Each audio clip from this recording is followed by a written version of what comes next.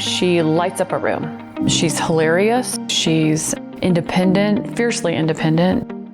She loves insects, animals, ants, you name it. She loves her friends. She likes to talk about her friends at school. She loves her teachers. She loves her therapists. And she loves anyone in her life that interacts with her and treats her like she's anybody else.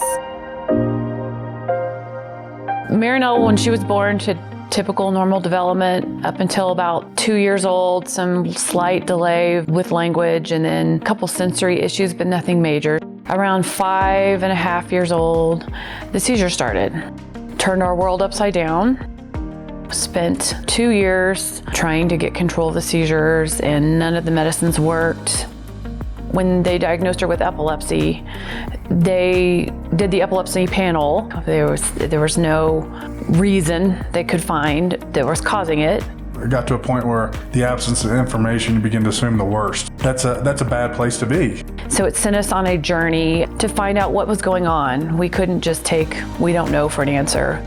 We went all over the country. A group up at Duke University that got us into a genetic study looking for autism, and they did an exome sequencing on her, and that's where we found her CHD2 mutation.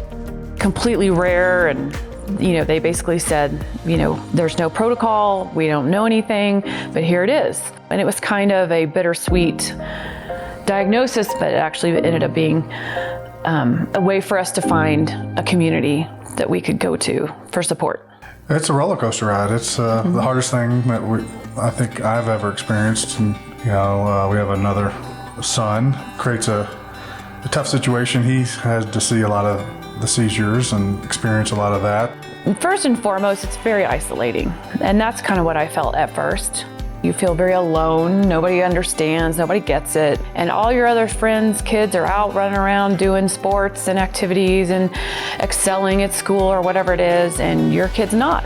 You also live with fear quite a bit. I think it's extremely important as adults that are raising kids that fit into this mold that find support. And I think that's the beauty of this organization, that for so many families like ours, you walk into this blind and you need first awareness around what you're dealing with, and then secondarily a community of support. And then lastly, I think the research and development to find solutions for these children.